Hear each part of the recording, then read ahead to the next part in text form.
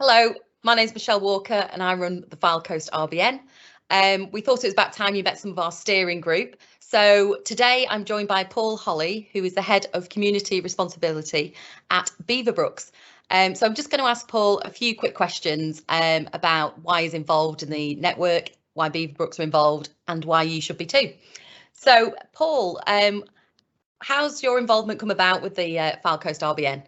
I think we got involved at the starting point, and obviously we're an employer. We're based in St Anne's. We employ about 200 people, and we've always had a passion for the area across the Fylde Coast, and we also feel a big amount of responsibility for the people that sort of like work and live in the area. And I think we got approached. It was originally Andy Charles approached the owner of Beaverbrooks, Mark Addlestone, and they had a meeting, and I think we were really impressed by the sort of like the plan and the direction, but more importantly, probably the way that things were going to start to become connected, particularly with sort of like different businesses and the government. And obviously, then as a also on top of that, you've got the Responsible Business Network, and that really sort of like fit with our values and our ethos as a business. So it was a bit of a no-brainer. So we wanted to get involved from a sort of like financial point of view, from supporting the RBN and Pride of Place, but also to try and give a bit of our time and to try and influence other businesses to get involved, because we did feel it had a real chance of working, and it's proving so far that it is. So, which is fantastic. So yeah, that was our driver originally, Michelle. Yeah, so Beaverbrooks have actually funded the RBN for the past 3 years, and you've committed to two more years. So I think that kind of shows your passion and you believe in this network and the things that we're doing. And we wouldn't back anything if we didn't believe in that, and we do. And it's not a future belief; it's a belief in what we've done so far, Michelle, and the work that we've done, and the amount of businesses that are actively involved now. And we just see that will grow over a period of time. So yeah, we're very convinced. And so what kind of what strands of work are Beaverbrooks involved in? So we have some key campaigns around education, unemployment, mental health. What strands are you involved in, or what other bits and pieces do you get? We have the raft, which is involved in the RBN, but also broader, because everybody at Beaverbrooks, we give people 2 days to work for either a charity or community across the business. And we have a raft of people. A lot of people have got involved in Princess Trust, and actually going into the schools and colleges and helping with the programs from a business perspective. But we also get involved in things like, we've just recently done an assembly where with a group of children about all charity opportunities. We get involved in mock interviews. We also have a lot of people across the business that go into schools as governors and support the schools from that perspective. So it's quite a raft that we're involved in.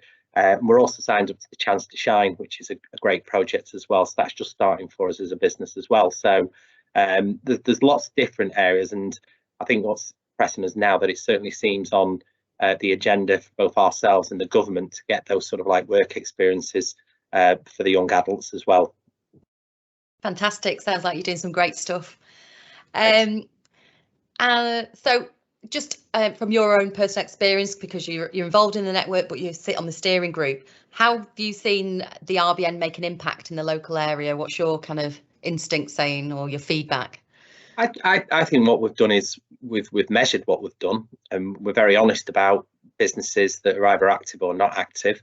But I look at all the people that have been involved, whether they're in the steering group or actually they come onto the meetings, the passion that they have. And I've said this to you before, Michelle, the people go on there, they're not going on there to network and get anything for themselves.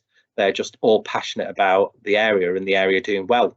So for me, that's a big driver of being on it. And also it's great to see the people giving the time freely and making that difference. And we are making a difference.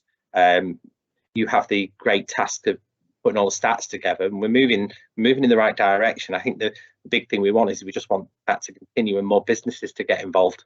And we're confident that will happen once people start to get a better understanding of what we do. Brilliant. And hopefully these little sound bites will do so. So just to finish, I guess, Paul, why should other businesses get involved in the network? What would you say to them? I would say there isn't really a reason not to. The time of being involved is completely manageable. But what we find across the RBN and also other opportunities where people get involved, it does give you a lot of self-esteem, and when you get involved and you're doing good and you can see that you're doing good, it's quite nourishing for the soul.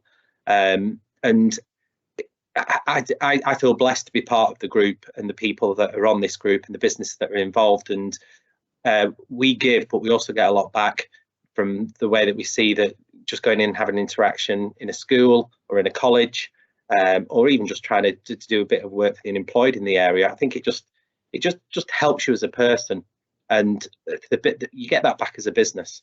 So I would just implore any business that's thinking, right, okay, how do I get involved, just to get in touch, because it's very satisfying.